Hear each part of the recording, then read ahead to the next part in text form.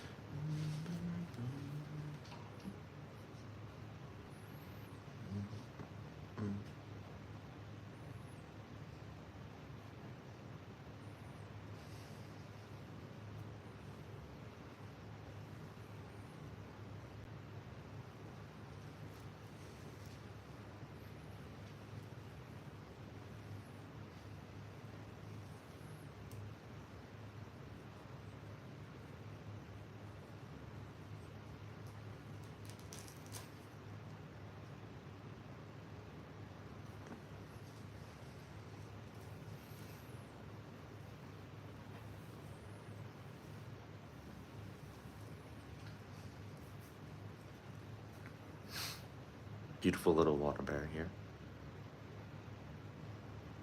Tiny little tardigrade.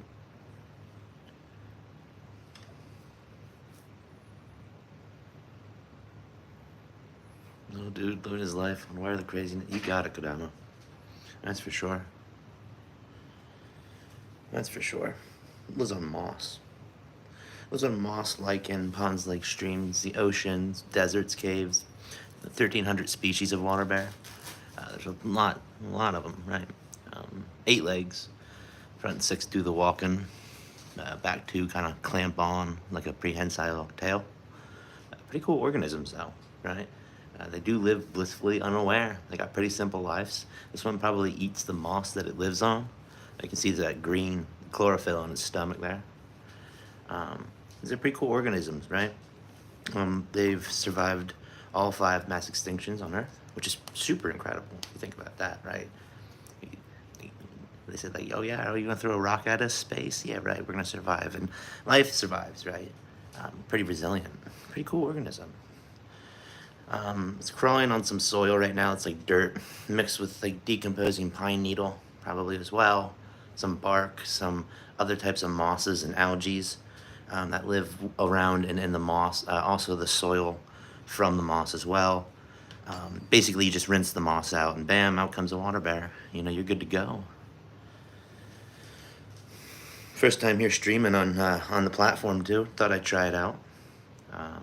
Normally I use others, but pretty cool here.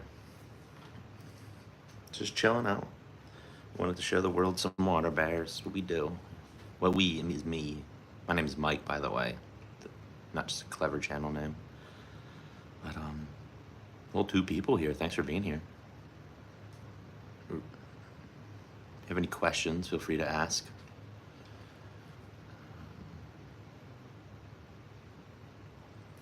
Beautiful organism here, though. We can change up our lighting as well, right? Right now we're in dark field. I can kind of skew it off here, like so. A little bit of middle ground there, right? And then I can further change up the lighting.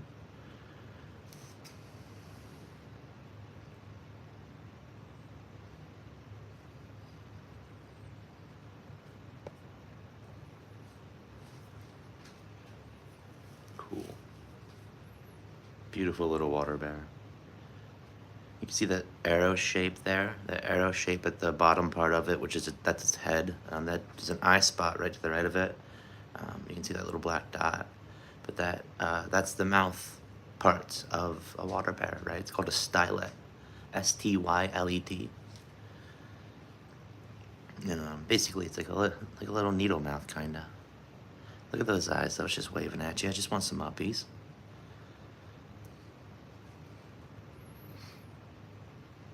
Beautiful, beautiful water bear.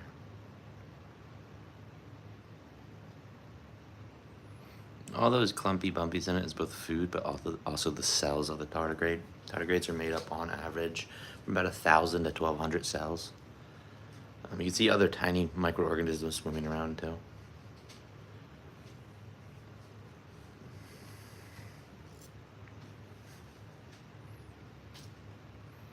Great question, Eddie. Great question. This is tardigrade, Tardigrade. So tardigrade, another common name for it is water bear. Guy in, I think, 1770s, he's looking at them through a microscope and he said, oh, kleiner Wasserbeer, because I think he was German. And now they're named water bears. I don't think they look like bears very much, but this is a microscopic animal, right? Multicellular, has a brain, central nervous system, reproductive parts and organs, 8 legs, right? Pretty complex organism here, Eddie. They're found all over the world. They've been around for millions upon millions upon millions of years, and they live in ponds, lakes, streams, creeks, moss, lichen, moist soil, deserts, puddles, mushrooms, caves. Just crazy amount of place they live. Oh, and hydrothermal vents. I knew it was water bear. I've seen the videos. Oh, nice, Eddie. Yeah. They're pretty cool, aren't they? I enjoy me a water bear. Yeah, I do. They're pretty connectable or familiar for people who aren't too familiar, because on my channel, we look at all different types of things. So that being said, it's pretty nice to be able to show something that's familiar. And people think it's cute. I agree to a certain extent. If you remove the fact that they have 8 legs, right, and that they also have like needle-like mouth parts, kind of screams spider to me, doesn't it? But I don't get to make that call. Beautiful organism here. I think they're beautiful, and especially because you need a microscope to see them. What is that, PK? Good question. It's a water bear. It's a tardigrade. It's a multicellular micro animal, right? So it's an animal, like a cat, dog, but it's just outside and lives in nature. It's really tiny. What do you call these animals, bugs? No, we don't do it. There's no dumb questions here, Eddie. Don't worry. That's actually a very valid question. We call single-celled organisms protists. Anything that's a single cell is a protist. And then you have animal-like protists, which are protozoans. And then protists are kind of like algae, more or less. But then when you get to like multicellular animals, we call them metazoans. You can just call them goobers, microorganisms, little dippy-doos, right? Doesn't really bother me. I think the naming is sometimes kind of silly, and the language used in science, obviously it makes sense to use the language at that level, but it's hard for people to connect to on the general, right? Oh, you're gonna sub? Oh, PK, you're so sweet. Thank you so much. Can he walk or just laying around? Don't quit, persevere. Yes, they do locomote by walking around. Now, the difference between what we would see a water bear in nature and this water bear is I have used a process to remove him from the moss. Now, he'll be going back. The moss will be going back, right? I don't destroy the organisms. I'm not like that. I'm just a guy with a microscope over here. But yeah, use it to wash off the moss. But when they're crawling on moss, they're actually pretty quick. I mean, they have 8 legs. They can locomote rather quickly. How many cells are these things made up of? They are not single cell, Lucy, but that was a good guess, a very good guess. They're multicellular. About 1,000 tiny cells, right, make up this organism. Roughly 1,000. Great question. Oh, ETC, it is the internet. I'm very much a accustomed to those types of comments, but hee hee, haha. Beautiful organism here, though. I do love water bears. Really fun. Thanks for being here.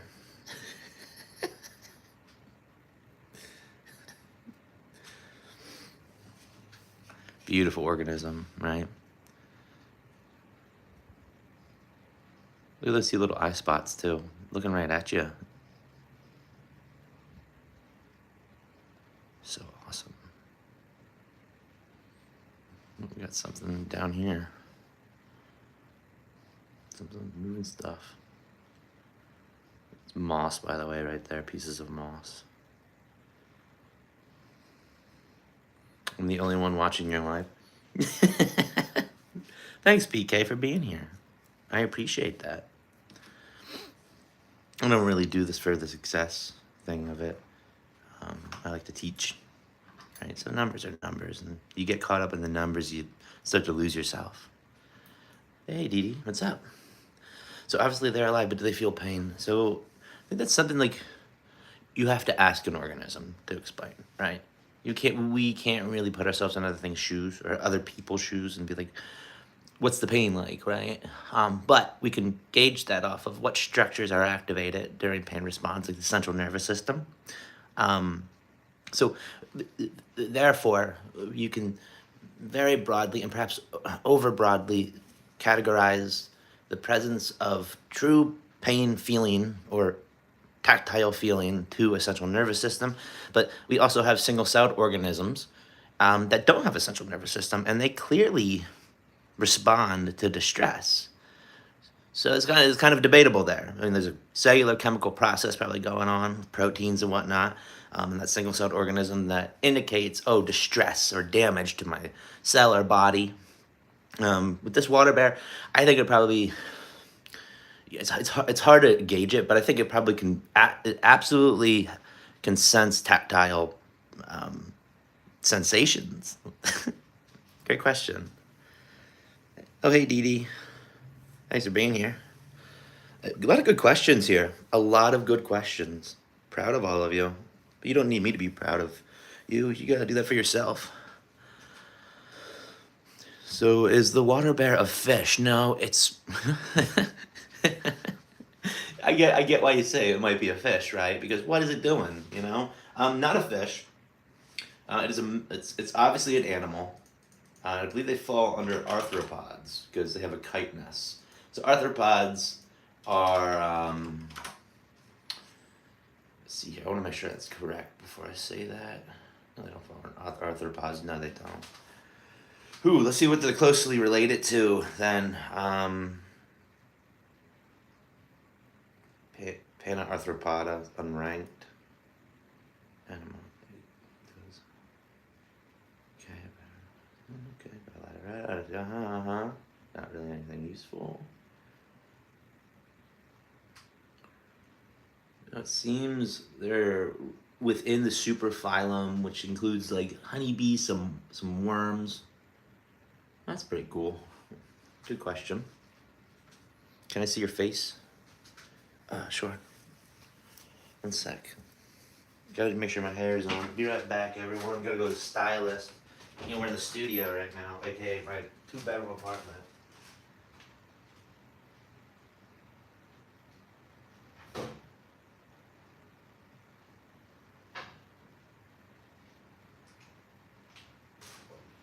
Just gonna let you know that I'm mad ugly though, so don't make fun of me.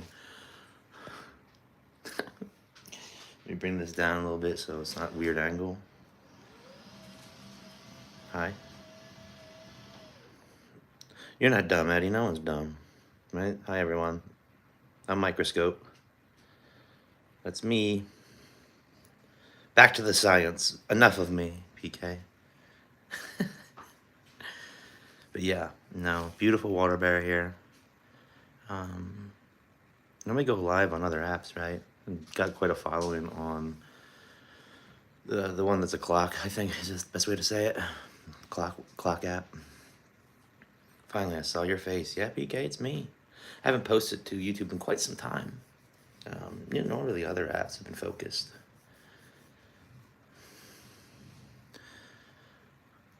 But yeah, just been focused on the other app, growing there. But you know, it's getting crazy. It's getting crazy to be a science creator there, man. So I thought I'd come here and see what it's like. But I hope you're having a great night. Hope you're having a great Saturday. Just goofing around over here. It's a little water bear. You finally saw my face, PK. Isn't this the best day ever? Great question, Eddie. You got all the good questions. You really do. Great questions here. So this water bear is eating nutrients from the water and other smaller animals now. In essence, yeah, but we can definitely specify there, right? Depending upon species and the environment in which they thrive in, that's going to be dependent upon what they really eat. So breaking it down simply is some are carnivorous, eating other microorganisms, right? Yummy. Others are herbivorous, eating plants and algae. Some are omnivores, eating both plants and algae and the microorganisms. Some are then little Hannibal Lecters. They like to eat their neighbors with a side of fava beans and a nice Chianti, right? They'll actually eat their members of their own species. It's wild. I can say the word, but you know what I mean. English or Spanish? What? I only know how to speak English. That's all me. Yeah, sorry. I mean, I know a little bit of Spanish, but I don't know enough to even say that I speak it. Something's probably just studying like us, D. We just don't know it.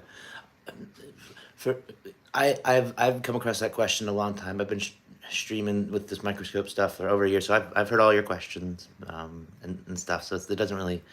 I agree. I do agree. Like maybe at some point they were looking at us, but I feel like if there's like a species out there capable of viewing us the same way, like if they're able to see through my roof, look at me through the microscope and be like, oh, look at this guy, he's looking through a microscope, what a smart little, rock mammal, right? If they were doing that, I almost feel, and I don't mean to insult all of humanity, but wouldn't we be a little bit boring for something like them? Wouldn't they have like probably more interesting things to do? Because I always like to say it's probably like a museum in like the Midwest Alienville. And it's just like the Humanity Museum. They get like 5 visitors a year. People just walk in there on accident. And the alien guy working there is like, he's just like just sipping whiskey. He's like, what have I done with my life? You know what I mean? Let this channel turn into a water bear. No, I will never make the organisms fight. And that comes from like, if I'm already going to be capitalizing upon showing the organisms and educating about them, I think that would be a betrayal of nature and my own natural moral ethics to engage in such like gladiatorial microorganism fights. Now, however, when preparing a slide, you can't always be sure what's going to be in there. Then there are always going to be predators within an environment, right? So we have seen things. I have quite a few videos of organisms that are predating or eating other organisms, and it's actually quite fascinating, right?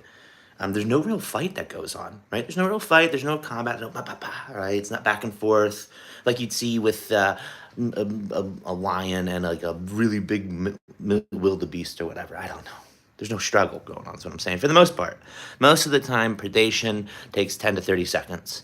And it is once that predatory microorganism gets ya, you are going to get eaten, right? For the most part. There is escapes. There has been escapes, but for the most part. The relationship there is pretty simple, right? If you get caught, there's so many different specialized ways that organisms predate in the microcosmos. They don't not just mouths, right? Some have specialized little organelles that are shaped like darts, like little arrows called extrusomes. You can think of it like an extrusome extrudes out once it gets touched, right? Great. But it's a little dart-like structure that carries some toxins, right? That the predatory organism makes, and then once they make contact with the cell, I've seen them just fire that extrusome, and then the cell lyses, and it lyses just meaning it like melts away. Really cool, right?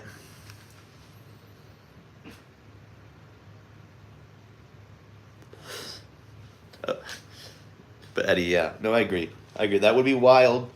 People would love it. It would sell. It definitely would.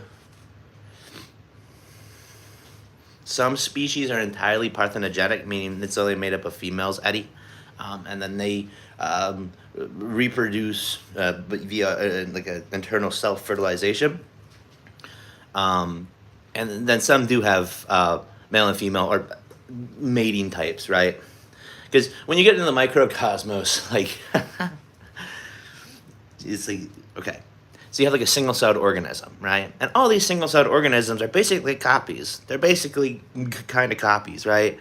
But then they're going to have a different mating type within that. So that's normally why I use mating type, because with single-celled organisms, there's no real difference between individual. There's no male or female. It's just a different mating type. And then mating types kind of match with each other. Like opposites attract. Good question, though, Eddie. I think I'm going to go here for about another 9 minutes. For half an hour, I think I'll go for my first time here. I had a lot of fun. I'll probably be back. I don't know when, but definitely on other apps as well, right? The clock one. Think about the clock, you know. But I just want to see what it was like over here. See what the stream was like. See what the app quality was like. And it's good. I'm happy with this because we can even zoom in like further. Watch. We'll do that. All right. Gotta find the water bear. Like now we're real close over here. Lose a little bit of resolution because we're zoomed in so much here.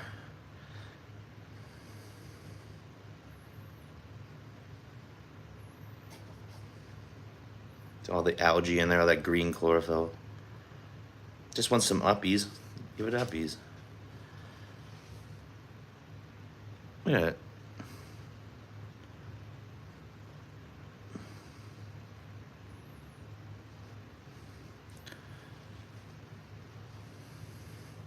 Beautiful organism here. You can see that stylet moving in and out, that mouth part.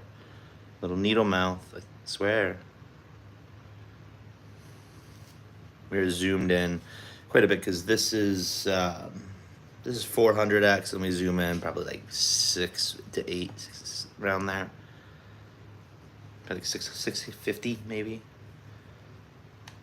Magnified, 650 times magnified. Quite a bit. Beautiful organism here. You see the claws they have on the end of their legs too. That's kind of why the reasons they were named water bear is because of the claws. Again, I don't agree with water bear. I think we can call them piggly wigglies or little tumbly wumblies. I don't know. I don't make the rules.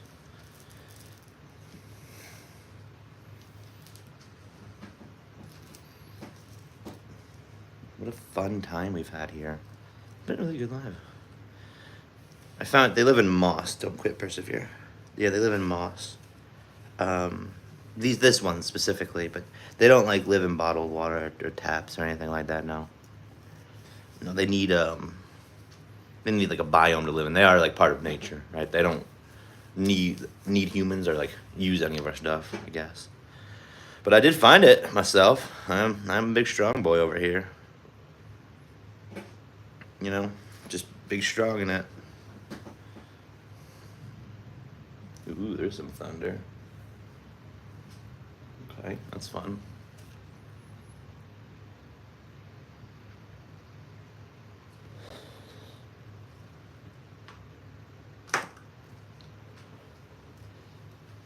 Beautiful organism here. It's so much fun. Look at it. It's giving you a kiss like that's kind of gross and weird, isn't it? I don't like that, to be honest. I had a goldfish that did that when I was a kid. I'd look at the goldfish and it'd stick its whole mouth at it, and it'd come out, and I'd be like, nah, I don't like that. That's making me feel weird. Hey, Olivia Gomez. What's up? Those are really single-celled, either algae or ciliates, Eddie. We'll take a quick tour.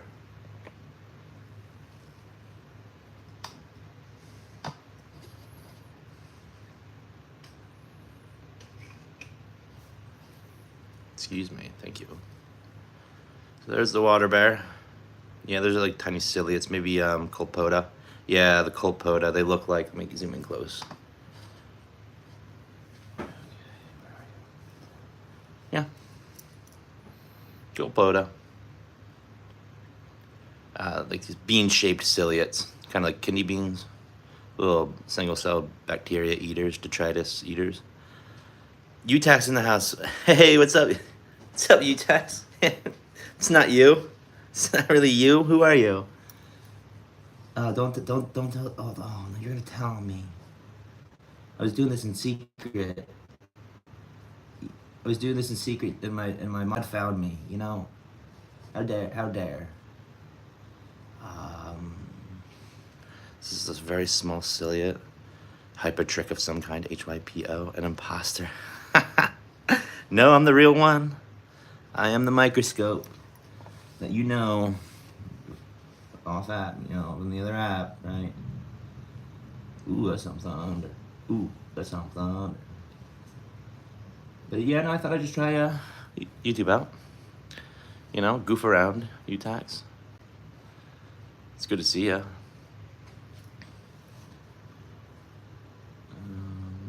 I found a nematode. Here. There's a nematode. Here's another one.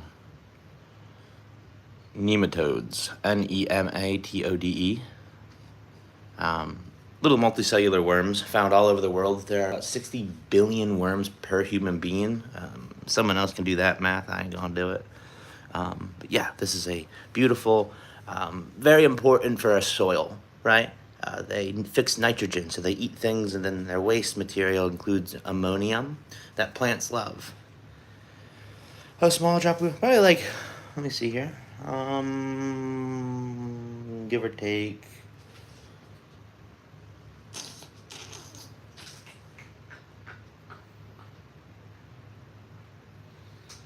Give or take a milliliter and a half, 1.5. But then again, this is extracted, and like, I know what I'm doing, right? Like, not saying like you don't know what you're doing. I'm saying like this is not representative of every drop of pond or every drop of water, right? It's kind of condensed. Here we have a rotifer, Rotifer, Deloid rotifer. They are multicellular as well. We've never observed a female Deloid rotifer. They all reproduce via parthenogenesis.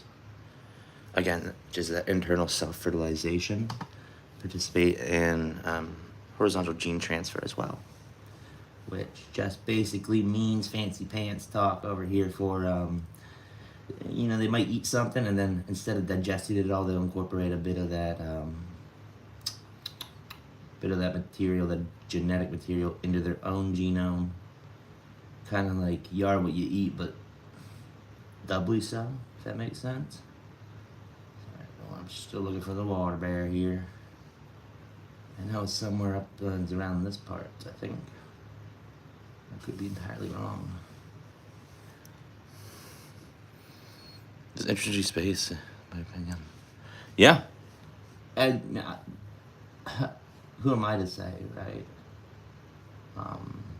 I'm totally biased with microbes. Like, I love microorganisms compared to anything else. There we go.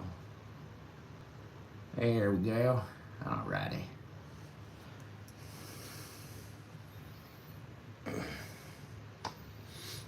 But I think I'm gonna go ahead and drop off for now. I'll be back someday. See what's up. There's so much to see that many people don't realize is there. Yeah, Utax, you got it. I might go live on the other app. I just want to see what it was like here, and I think this is workable. Just gonna take a little bit to build up, but I love doing this. And don't poop your pants. I'll see you later.